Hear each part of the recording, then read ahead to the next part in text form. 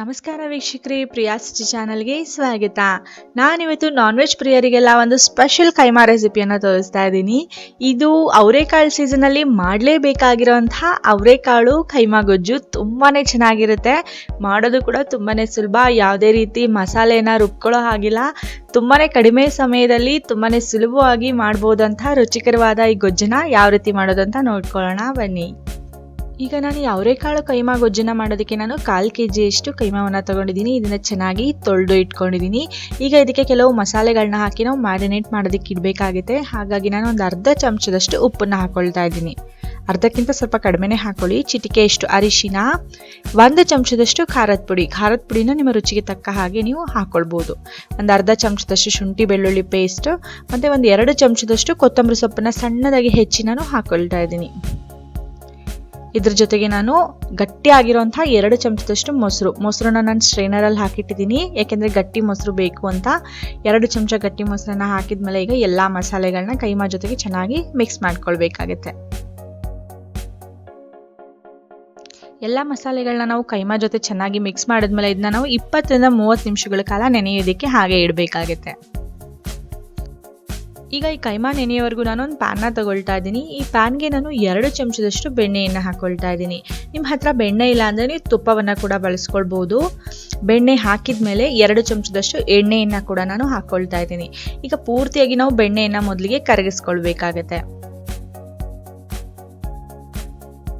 ಬೆಣ್ಣೆ ಪೂರ್ತಿಯಾಗಿ ಕರಗಿದ ಮೇಲೆ ಕೆಲವು ಮಸಾಲೆಗಳನ್ನ ಹಾಕೊಳ್ಳೋಣ. 1 ಏಲಕ್ಕಿ, 1 ಲವಂಗ, ಒಂದೇ ಒಂದು ಚಕ್ಕೆ, ಒಂದು ಪಲಾವ್ ಎಲೆ, ಎಲ್ಲ ಒಂದೊಂದನ್ನೇ ಹಾಕೊಳ್ಳೋಣ. ಯಾಕೆಂದರೆ ಇದು ಗ್ರೇವಿ ಆಗಿರೋದ್ರಿಂದ ಅದು ಬಾಯಲ್ಲಿ ಸಿಕ್ಕರೆ ಚೆನ್ನಾಗಿ ಅನ್ಸಲ್ಲ. ಜಸ್ಟ್ ಫ್ಲೇವರ್ಗೋಸ್ಕರ ಒಂದೊಂದು ಹಾಕಿದ್ದೀನಿ.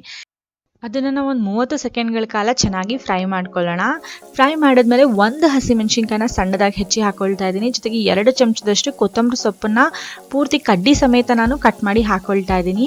3 ಈರುಳ್ಳಿಯನ್ನು ಸಣ್ಣದಾಗಿ ಹೆಚ್ಚಿ ನಾನು ಹಾಕೊಳ್ತಾ ಇದ್ದೀನಿ. ಕೊತ್ತಂಬರಿ ಸೊಪ್ಪನ್ನ ಕಡ್ಡಿ ಸಮೇತ ಹೆಚ್ಚಿ ಹಾಕಿ ಅದ್ರ ಫ್ಲೇವರ್ ತುಂಬ ಚೆನ್ನಾಗಿರುತ್ತೆ.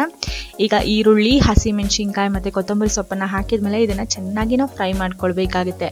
ಈರುಳ್ಳಿ ಪೂರ್ತಿಯಾಗಿ ಬಣ್ಣ ಬದಲಾಗಬೇಕು, ಸ್ವಲ್ಪ ಕೆಂಪಗಾಗಬೇಕು. ಅಲ್ಲಿವರೆಗೂ ನಾವು ಗ್ಯಾಸ್ ಫ್ಲೇಮ್ನ ಮೀಡಿಯಮ್ ಆಗಿ ಇಟ್ಕೊಂಡು ನಾವು ಚೆನ್ನಾಗಿ ಫ್ರೈ ಮಾಡ್ಕೊಳ್ಬೇಕು. ಈಗ ಈರುಳ್ಳಿ ಚೆನ್ನಾಗಿ ಕೆಂಪಗಾಗಿದೆ. ಈ ಥರ ಕೆಂಪಗಾಗೋವರೆಗೂ ನಾವು ಚೆನ್ನಾಗಿ ಫ್ರೈ ಮಾಡ್ಕೊಂಡ್ಮೇಲೆ ಇದಕ್ಕೆ ಕೆಲವು ಮಸಾಲೆ ಪುಡಿಗಳನ್ನ ಹಾಕೊಳ್ಬೇಕಾಗುತ್ತೆ. ಮೊದಲು ಅರ್ಧ ಚಮಚದಷ್ಟು ನಾನು ಶುಂಠಿ ಬೆಳ್ಳುಳ್ಳಿ ಪೇಸ್ಟ್ನ ಹಾಕೊಳ್ತಾ ಇದ್ದೀನಿ. ಆಗಲೇ ಅರ್ಧ ಚಮಚ ಹಾಕಿದ್ದೀನಿ, ನೋಡಿ ಹಾಕೊಳ್ಳಿ. ರುಚಿಗೆ ತಕ್ಕಷ್ಟು ಉಪ್ಪು, ಆಗಲೇ ಕೂಡ ಉಪ್ಪನ್ನು ಹಾಕಿದ್ದೆ. 1 ಚಮಚದಷ್ಟು ಅಚ್ಚ ಖಾರದ ಪುಡಿಯನ್ನು ಕೂಡ ಹಾಕೊಳ್ತಾ ಇದ್ದೀನಿ. ಚಿಟಿಕೆಯಷ್ಟು ಅರಿಶಿನ, ಅರ್ಧ ಚಮಚದಷ್ಟು ಧನಿಯಾ ಪುಡಿ, 1/4 ಚಮಚದಷ್ಟು ನಾನು ಮೆಣಸಿನ ಪುಡಿಯನ್ನು ಕೂಡ ಹಾಕೊಳ್ತಾ ಇದ್ದೀನಿ.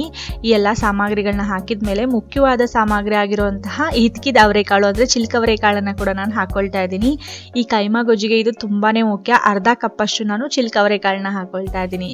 ಈ ಕಾಳನ್ನು ನಾವು ಮಸಾಲೆ ಜೊತೆಗೆ ಚೆನ್ನಾಗಿ ಮಿಕ್ಸ್ ಮಾಡ್ಕೊಳ್ಬೇಕು. ಮೊದಲು ಮಿಕ್ಸ್ ಮಾಡಿಕೊಂಡು ಅದನ್ನು ನಾವು ಚೆನ್ನಾಗಿ ಫ್ರೈ ಮಾಡ್ಕೊಳ್ಬೇಕಾಗುತ್ತೆ. ಆಗ ಏನಾಗುತ್ತೆ ಅಂದರೆ ಅವರೆಕಾಳಿಗೂ ಕೂಡ ಎಲ್ಲ ಮಸಾಲೆ, ಉಪ್ಪು, ಖಾರ ಎಲ್ಲ ಚೆನ್ನಾಗಿ ಹಿಡಿಯುತ್ತೆ. ಇದೇ ರೀತಿಯಾಗಿ ನಾವು ಒಂದು 2-3 ನಿಮಿಷಗಳ ಕಾಲ ಚೆನ್ನಾಗಿ ಫ್ರೈ ಮಾಡ್ಕೊಳ್ಬೇಕಾಗುತ್ತೆ. ಈಗ 2-3 ನಿಮಿಷಗಳ ಕಾಲ ಆಗಿದೆ. ಕಾಳು ಕೂಡ ಚೆನ್ನಾಗಿ ಫ್ರೈ ಆಗಿ ಮಸಾಲೆ ಜೊತೆ ಹೊಂದ್ಕೊಂಡಿದೆ.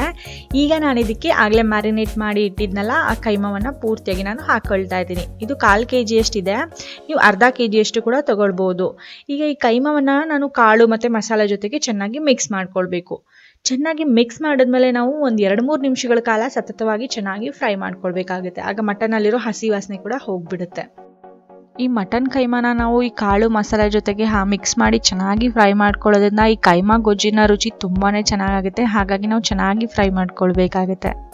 ಚೆನ್ನಾಗಿ ಫ್ರೈ ಮಾಡಿದ್ಮೇಲೆ ಇದನ್ನು ನಾವು ಹಾಗೇ ಬಿಟ್ಬಿಡೋಣ 2 ನಿಮಿಷ ಬೇಯೋದಕ್ಕೆ. 2 ನಿಮಿಷ ಬಿಟ್ಟಾಗ ಏನಾಗುತ್ತೆ ಅಂದರೆ ಮೇಲ್ಗಡೆ ಈ ರೀತಿಯಾಗಿ ಎಣ್ಣೆ ಬಿಡೋದಕ್ಕೆ ಸ್ಟಾರ್ಟ್ ಆಗುತ್ತೆ.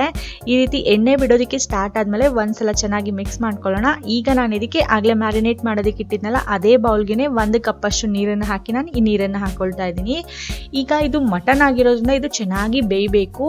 ಹಾಗಾಗಿ ಇದು ಕುದಿಯೋದಕ್ಕೆ ಒಂದ್ಸಲ ಸ್ಟಾರ್ಟ್ ಆದಮೇಲೆ ನಾನು ಲಿಡ್ನ ಕ್ಲೋಸ್ ಮಾಡಿ 15 ರಿಂದ 20 ನಿಮಿಷಗಳ ಕಾಲ ಬೇಯಿಸ್ಕೊಳ್ತಾ ಇದ್ದೀನಿ. ಈಗ ನೋಡಿ ಕಂಪ್ಲೀಟ್ 20 ನಿಮಿಷಗಳ ಕಾಲ ಆಗಿದೆ. ಕೈಮಾ ತುಂಬ ಚೆನ್ನಾಗಿ ಬೆಂದಿದೆ, ತುಂಬ ಒಳ್ಳೆ ಸುವಾಸನೆ ಬರ್ತಾ ಇದೆ. ಕೊನೆಗೆ ನಾನು ಅರ್ಧ ಚಮಚದಷ್ಟು ಮಟನ್ ಮಸಾಲ ಪುಡಿ ಅಥವಾ ಗರಂ ಮಸಾಲ ಪುಡಿ ಯಾವುದಾದ್ರೂ ಹಾಕ್ಕೊಳ್ಬೋದು. ನಾನು ಮಟನ್ ಮಸಾಲ ಪುಡಿಯನ್ನು ಹಾಕ್ಕೊಂಡಿದ್ದೀನಿ. ಸ್ವಲ್ಪ ಕೊತ್ತಂಬರಿ ಸೊಪ್ಪನ್ನು ಕೂಡ ಹಾಕ್ಕೊಳ್ಳೋಣ. ಕೊತ್ತಂಬರಿ ಸೊಪ್ಪು ಎಷ್ಟು ಹಾಕಿದ್ರೂ ಚೆನ್ನಾಗಿರುತ್ತೆ. ಸಣ್ಣದಾಗಿ ಹೆಚ್ಚಿರೋ ಕೊತ್ತಂಬರಿ ಸೊಪ್ಪನ್ನು ಹಾಕಿದ ಮೇಲೆ 1 ಚಮಚದಷ್ಟು ನಾನು ನಿಂಬೆ ರಸವನ್ನು ಕೂಡ ಹಾಕ್ಕೊಳ್ತಾ ಇದ್ದೀನಿ.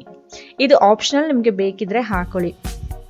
ಈಗ ಎಲ್ಲ ಸಾಮಗ್ರಿಗಳನ್ನ ಹಾಕಿದ್ಮೇಲೆ ನಾವು ಒಂದ್ಸಲ ಇದನ್ನೆಲ್ಲ ಚೆನ್ನಾಗಿ ಮಿಕ್ಸ್ ಮಾಡ್ಕೊಳ್ಳೋಣ. ಮಿಕ್ಸ್ ಮಾಡ್ಕೊಂಡ್ಮೇಲೆ ನಾವು ಮತ್ತೆ ಲಿಡ್ನ ಕ್ಲೋಸ್ ಮಾಡಿ ಬೇಯಿಸ್ಕೊಳ್ಳೋ ಅವಶ್ಯಕತೆ ಇಲ್ಲ. ಲಿಡ್ನ ಓಪನ್ ಮಾಡಿನೇ ನಾವು ಒಂದು 5 ನಿಮಿಷಗಳ ಕಾಲ ಗ್ಯಾಸ್ನ ಲೋ ಫ್ಲೇಮ್ನಲ್ಲಿ ಇಟ್ಟು ನಾವು ಇದನ್ನು ಬೇಯಿಸ್ಕೊಂಡ್ರೆ ಸಾಕಾಗುತ್ತೆ. ಈಗ ನೋಡಿ 5 ನಿಮಿಷಗಳ ಕಾಲ ಆಗಿದೆ. ಮೇಲೆ ಯಾವ ರೀತಿಯಾಗಿ ಎಣ್ಣೆ ಬಿಟ್ಟಿದೆ. ನಾನು ಸ್ವಲ್ಪ ಗಟ್ಟಿಯಾಗಿ ಗೊಜ್ಜನ್ನು ಮಾಡ್ಕೊಂಡಿದ್ದೀನಿ. ನಿಮಗೆ ಸ್ವಲ್ಪ ತೆಳ್ಳಗೆ ಬೇಕಂದರೆ ಸ್ವಲ್ಪ ನೀರನ್ನು ಉಳಿಸ್ಕೊಳ್ಳಿ. ತುಂಬಾ ಚೆನ್ನಾಗಾಗುತ್ತೆ. ಇದು ಅಕ್ಕಿ ರೊಟ್ಟಿ ಜೊತೆಗೆ ಚಪಾತಿ ಜೊತೆಗೆ ತುಂಬಾ ಅದ್ಭುತವಾಗಿರುತ್ತೆ. ನೀವು ಒಂದ್ಸಲ ಟ್ರೈ ಮಾಡಿ ನೋಡಿ, ಆವಾಗಲೇ ನಿಮಗೆ ಗೊತ್ತಾಗುತ್ತೆ. ನಿಮಗೆ ಈ ರೆಸಿಪಿ ಇಷ್ಟ ಆಗಿದ್ರೆ ಪ್ರಿಯಾ ರುಚಿ ಚಾನಲ್ಗೆ ಲೈಕ್ ಮಾಡೋದನ್ನು ಮಾತ್ರ ಮರಿಬೇಡಿ. ಹಾಗೆಯೇ ಈ ಸಂಡೇ ಈ ರೆಸಿಪಿನ ಖಂಡಿತವಾಗ್ಲೂ ಟ್ರೈ ಮಾಡಿ. ಟ್ರೈ ಮಾಡಿದ್ಮೇಲೆ ನಿಮ್ಮ ಅನಿಸಿಕೆ, ಅಭಿಪ್ರಾಯ, ಅನುಭವಗಳನ್ನ ನಮಗೆ ಕಮೆಂಟ್ ಮೂಲಕ ತಿಳಿಸಿ. ಇನ್ನೂ ಹೆಚ್ಚಿನ ಹೊಸ ನಾನ್ ವೆಜ್ ರೆಸಿಪಿಗಳಿಗಾಗಿ ಪ್ರಿಯಾ ರುಚಿ ಚಾನಲ್ನ ಸಬ್ಸ್ಕ್ರೈಬ್ ಮಾಡ್ಕೊಳ್ಳಿ.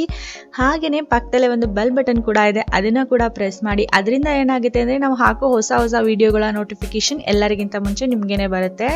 ಮುಂದಿನ ವಿಡಿಯೋದಲ್ಲಿ ಭೇಟಿ ಆಗೋಣ. ಇವತ್ತಿನ ವಿಡಿಯೋ ನೋಡಿದ್ದಕ್ಕಾಗಿ ಧನ್ಯವಾದಗಳು.